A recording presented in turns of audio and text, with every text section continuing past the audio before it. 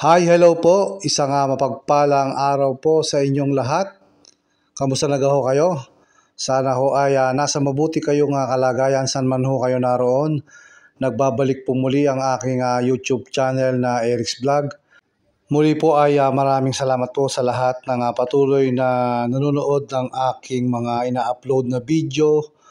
And maraming salamat din ho sa lahat ho ng nagsusubscribe dito ho sa aking YouTube channel na Eric's Vlog.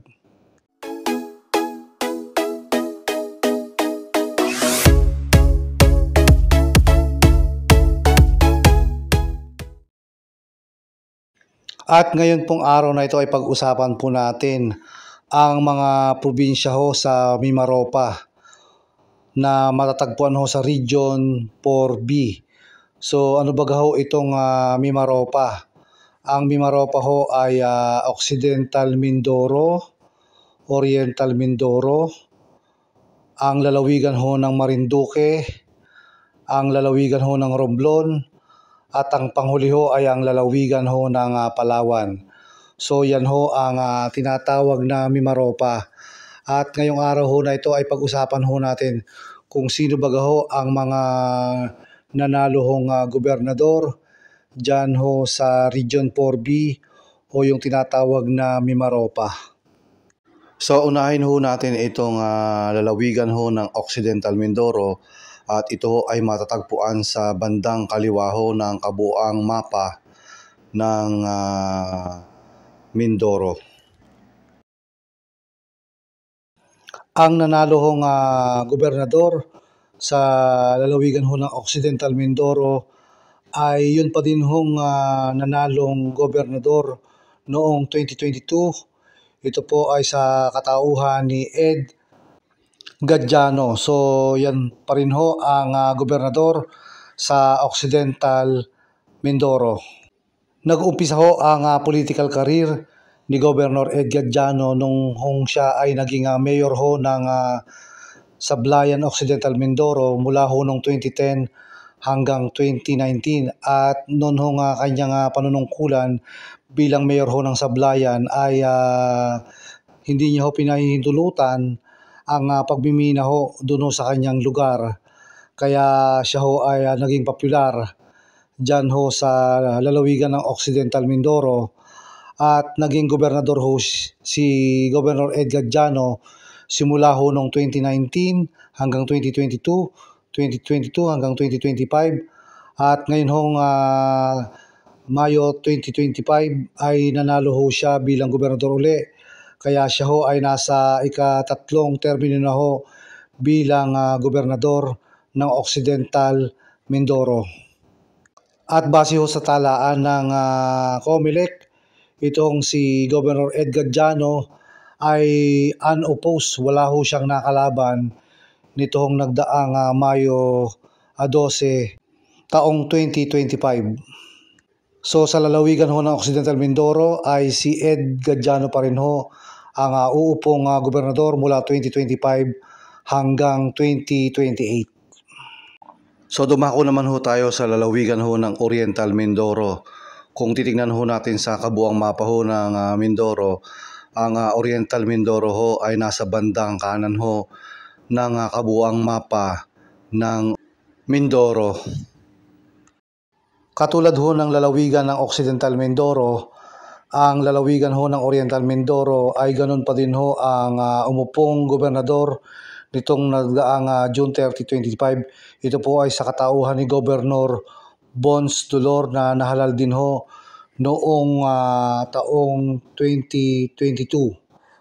Si Governor Bons Dolor ho ay nag-upisa ang kanyang karera sa politika noong 2001 bilang siya ho ay naging SK chairperson at pagkatapos ho siya ay naging 6 na taon na board member sa unang distrito ho ng Oriental Mindoro noong 2001 hanggang 2004 at ito'y naulit noong 2007 to 2010. At naging vice governor ho siya mula ho noong 2010 hanggang 2019. Lumalabas ho siya ho ay nakasyam na taon o 3 termino bilang vice-gobernador ng lalawigan ng Oriental Mindoro. At noon hong taong 2019 ay unang sumabak ho itong si Governor Bonstudor sa pagka-gobernador at siya ho ay nanalong gobernador noon hong taong 2019 at siya ho ay sumabak muli noong 2022 hanggang 2025 at ngayong hong taong 2025 ay siya muli ho ang gobernador at siya ho ay nasa ikatlong termino na ho bilang gobernador ng Oriental Mindoro. At base ho sa talaan ng COMELEC nitong nagdaang election May 12, 2025 ay tinalo niya ho itong si Joanna Valencia at itong si Kuya Orben Rabino na lumaban ho sa pagka-gobernador sa lalawigan ho ng Oriental Mindoro. So napakalaki ho ng kalamangan laban ho kay Joanna Valencia at kay Kuya Orben Rabino. So si Governor Bonstudor ho ay nahalal sa ikatlong termino. Ang sunod ho na lalawigan na atin hong tatalakayin ay ito hong lalawigan ng Marinduque. Ang lalawigan ho ng Marinduque ay meron hong bagong gobernador. Ito ho ay sa katauhan ni Melesio Go. Dahil ho noong 2022, ang dati hong gobernador na naupo ay ito hong si Presby Velasco. Ito hong si Presby Velasco ay naupo ho bilang gobernador ng Marinduque mula ho noong 2019 to 2022 at 2022 to 2025. Subalit ngayon hong taong 2025, siya ho ay tinalo nito hong bagong gobernador ho ng Marinduque na si Melesio Go. Ang dati hong gobernador ng Marinduque na si Presby Velasco ay dati rin hong Associate Justice ng Supreme Court mula ho noong 2006 hanggang 2018. Ayon ho sa resulta ng eleksyon sa Marinduque sa labanan ho ng pagkagobernador ay tinalo ho ni Governor Mel Go itong si Representative Lord Alan Velasco. So si Lord Alan Velasco ho ay naging Speaker of the House noong 2020 hanggang 2022 at siya ho ay representative mula noong 2016 hanggang June 30, 2025 sa Marinduque's Lone District. Base ho sa resulta ng halalan ho sa Marinduque sa labanan ng pagkagobernador, lumamang lang ho itong si Mel Go laban ho kay Lord Alan J. Velasco ng 389 votes. At ngayon naman ho ay dumako tayo sa lalawigan naman ho ng Romblon. Gaya ho ng lalawigan ng Marinduque, ang lalawigan ho ng Romblon ay meron hong bagong gobernador. Ito ho ay sa katauhan ni Trina Permalo Pabic. So siya ho ang nagwaging gobernador nito hong nagdaang eleksyon May 12, 2025. Ang dati hong gobernador dyan mula ho noong 2022 hanggang 2025 ay ito hong si Otik Riano. So siya ho ang dating gobernador ng lalawigan ng Romblon. Ang nanalo hong gobernador ng Romblon ay ang kauna-unahan hong babaeng gobernador sa lalawigan ho ng Romblon.